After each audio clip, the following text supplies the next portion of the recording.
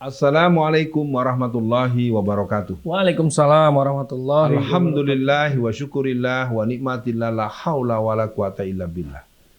Kita berjumpa lagi para pemirsa dengan dibacain berita. Berita banyak berseliweran, berita banyak datang, berita banyak muncul karena memang banyak medianya. Tapi kita ingin dibacain berita dengan Bung Kameramen, silakan. Baik Bung Alfian. Bagaimana Bung Alfian? Udah siap pindah ibu kota Bung Alfian? Boys, no way.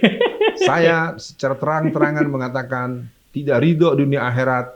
Warisan para ulama, Fathahilah, Jayakarta dipindah ke tempat itu menyelingkuhi sejarah. Secara tegas, saya termasuk orang yang menyatakan tidak setuju.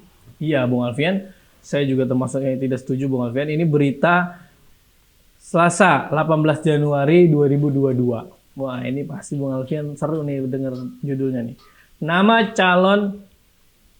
calon pemimpin ibu kota baru dari Ahok hingga Azwar Anas. Wah ini pertama Bung Alfian yang perlu Bung Alfian ketahui adalah RUU ibu kota negara ini seperti dikebut sekali nih Bung Alfian. Nah gejala ini apa Bung Alfian mau merespon apa? Kok ini seperti kejar target gitu Bung Alfian? Iya. Hari ini, hari Selasa, tanggal 18 Januari 2022, kita dengar akan ada proses sidang paripurna. Dia dilakukan masih nanti siang atau sedang berlangsung untuk urusan pengesahan Undang-Undang Ibu Kota Negara. Tadi ada pernyataan kejar target, kejar tayang. Sederhananya memang pindah Ibu Kota Negara itu kemauan siapa? Siapa yang butuh, maunya apa. Yang jelas ini merupakan sebuah bentuk imperialisme, kolonialisme, dan bentuk-bentuk penindasan yang terang benderang, dan kita berada dalam keinginan skenario dari pihak yang bukan pemberi mandat untuk pengelolaan negara negeri ini. Kira-kira itu sebagai pengantar atau sebagai feedback awal, respon awal. Gimana selanjutnya, Bung Kameramen? Jakarta, Dewan Perwakilan Rakyat DPR RI bakal mengesahkan RUU IKN pada hari ini, Selasa. Salah satu poin yang disepakati tertuang di dalam rancangan regulasi itu ialah IKN baru nantinya bakal dipimpin oleh seorang kepala otorita. Terkait sosok pertama yang bakal menduduki pucuk pimpinan di wilayah yang bakal diberi nama Nusantara tersebut. Oh, udah diberi nama Bung Alfian. Nusantara. Presiden Joko Widodo pernah menyebutkan 4 nama potensial. Nah, macam-macam lah ya. Sebanyak 4 nama calon kepala otorita yang disebutkan Jokowi itu merupakan tokoh berlatar belakang mantan kepala daerah, mantan birokrat, hingga mantan menteri. Mungkin ada mantan penista agama.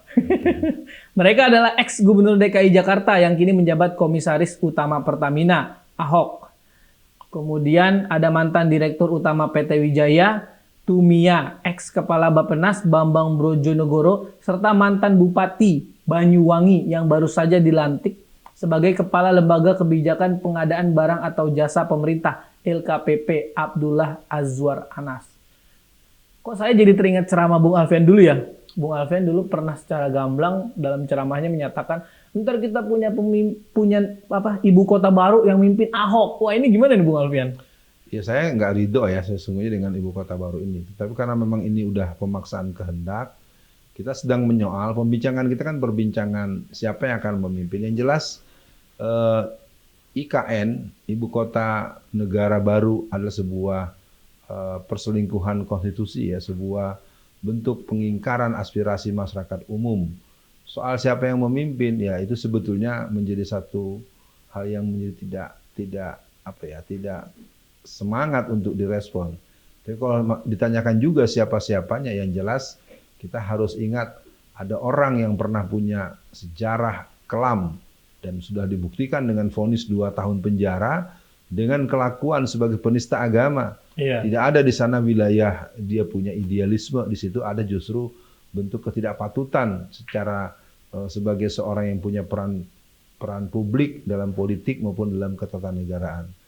Jadi komentar saya, ibu kota negara itu adalah satu bentuk pengingkaran daripada aspirasi masyarakat secara nasional, Iya. maka tentu kepemimpinan yang ada ya kita berharap kalau memang itu pun akhirnya dipaksakan, bukanlah bagian daripada komprador, bukanlah bagian daripada penjajah, bukanlah bagian daripada agenda yang punya kemauan itu. Tapi rasanya agak sulit untuk dikatakan tidak. Itu dia Bung Makanya Alfian. dilemanya akhirnya pembahasan saya ini bolak-balik akan kepada 4L. Lu lagi kan Iya. akhirnya kejadiannya ke dia lagi. Tapi kata kuncinya untuk nama nomor 1 tadi kita katakan harus ditolak dengan tegas. Iya, Bung Alfian. Unik Bung Alfian terkait berita ibu kota ini. Pertama, komentarnya Fadlizon Bung Alfian. Ketimbang namanya Nusantara, Fadlizon usul nama ibu kota baru dinamakan Jokowi saja. Nah, terus Bung Alfian, ini mungkin sebelum yang agak sensitif, saya mau tanya nih Bung Alfian. Ada berita hanya PKS yang menolak ibu kota baru ini Bung Alfian. Nah, uniknya sebelumnya itu Demokrat itu kritik dana proyek IKN dari APBN yang tidak rasional menurut Demokrat. Tapi ternyata yang nolak IKN ini hanya PKS. Artinya Demokrat ini kan setuju lah secara tidak langsung atau dia abstain lah atau apa terserah mereka lah ya. Artinya dia tidak termasuk seperti PKS yang menolak ibu kota baru. Kenapa Bung Alfian? Fenomena ini kita sering hadapi dalam rancangan undang-undang apapun, hanya PKS sendiri nih Bung Alfian yang pro terhadap rakyat. Apa respon Bung Alfian? Pertama kita coba lihat dulu soal pembiayaan. Kan rencana pemindahan ini kan sudah dilakukan sejak 3 atau 4 tahun yang lalu. Iya. Anggaran yang direncanakan itu kan sekitar 490-an, 498 triliun. Iya. Nah, memasuki tahun baru 2022 itu anggarannya menembus angka 1.200-an atau 1.000 sekian lah ya, pokoknya 1.000 sekian triliun. Nah, sementara diakui sendiri bahwa untuk itu belum ada uangnya, belum ada anggarannya. Ini kan menjadi konyol. Saya anggap ini satu catatan awal terhadap satu pekerjaan yang sebetulnya belum bisa disebut skala prioritas dalam mengurus negara ini. Jadi pembiayaan yang membengkak lebih dari 100% itu menjadi tanda tanya. Nah, sehubungan dengan sikap PKS, ya jelas lah, karena PKS bagaimanapun adalah sebuah kelembagaan partai yang punya catatan, yang punya misi, adalah misi yang bersesuaian dengan aspirasi politik umat Islam.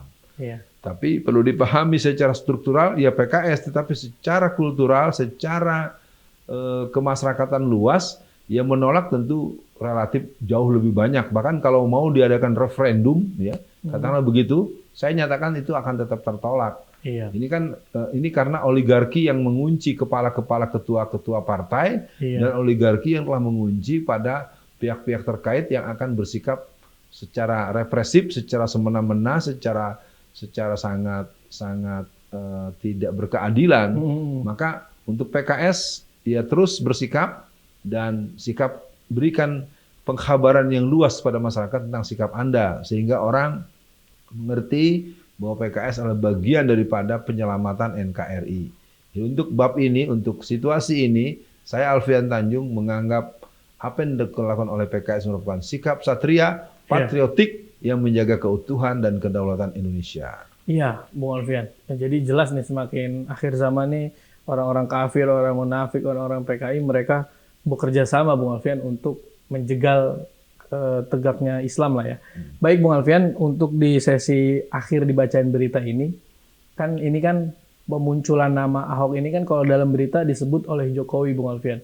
Artinya kan ya bisa dibilang Ahok ini kaki tangannya siapa lah ya. Nah tapi pertanyaan saya gini Bung Alfian. Saya khawatir atau mungkin Bung Alfian bisa menjawab apa mungkin pemindahan ibu kota yang dilakukan dengan pemaksaan, kejar target, apalagi digadang-gadangkan Ahok akan memimpin, ini akan mempermudah invasi Cina ke Indonesia dengan jor-joran. Apalagi dulu Bung Alfian pernah ditangkap karena berceramah tentang invasi Cina. Itu gimana Bung Alfian? Posisi Kalimantan itu kan melintang lurus dengan Cina. Jadi merupakan sebuah jalur cepat, tidak belok-belok itu satu. Itu dari segi teritorial.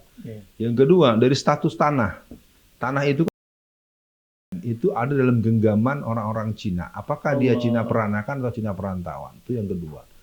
Yang ketiga, bahwa di sana otomatis kan tidak lagi berisi kaum pribumi. Nah, itu mengakibatkan sebenarnya prosesi ini, pengetukan palu yang akan dilakukan pada hari ini merupakan pengumuman bahwa negeri kita semakin tidak berdaulat. Allah. Nah, artinya ini menjadi perhatian buat seluruh masyarakat. Tanggal bersejarah, tanggal 18 bulan Januari 2022, kita telah menyerahkan kedaulatan kita kepada otoritas yang dimiliki oleh orang-orang yang punya kepentingan untuk menjadikan Indonesia tempat mereka bertapak. Jadi hal ini harus menjadi perhatian dan kita harus mengatakan bahwa negeri ini sudah sangat tidak sangat tidak terurus. Iya. Karena demokrasi kriminal, demokrasi ugal-ugalan, demokrasi abal-abal, bahwasanya ibu kota negara baru bukan kebutuhan kita dan kita akan terus bergerak. Indonesia Raya, ibu kota negara kita adalah Jakarta. Jakarta, Jakarta, Jakarta. Assalamualaikum warahmatullahi wabarakatuh. Waalaikumsalam warahmatullahi wabarakatuh.